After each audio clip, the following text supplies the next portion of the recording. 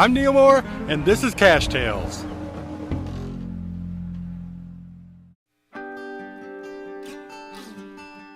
A fellow church member, he and I met for lunch, and he pointed it out to me at one point over lunch, and I didn't really think much of it. He wrote down the website, and I went and checked it out. He kind of described to me one of the caches he'd found locally. Just, word of mouth, he described it to me how to find it. So I went out and found it after lunch without coordinates or anything, and I'm like, oh, that's kind of cool. And I went back home, got on the website, created an account, and it timing-wise, it was good because my son and I were planning a trip to Arkansas, and I thought maybe I could do this while I'm down there, for a spring break. It worked out well. We found probably, 8 or 9, 10 caches in Arkansas.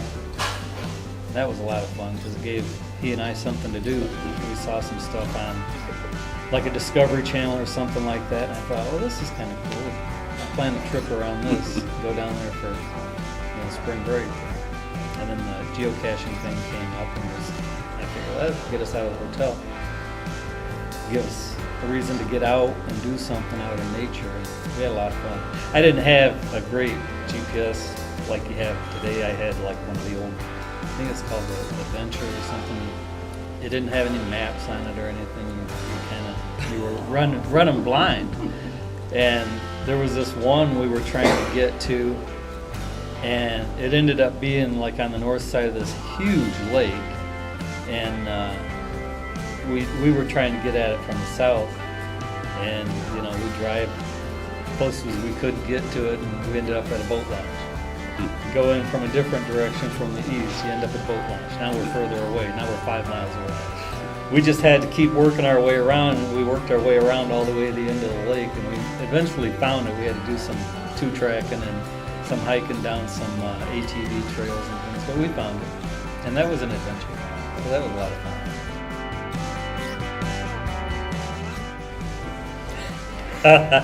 Right now for me, logging them.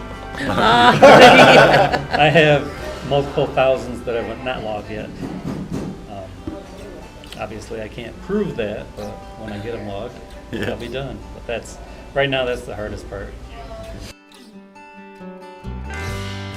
I've been doing it almost 10 years. In March it'll be 10 years. And what's kept you interested for 10 years? What is it about it?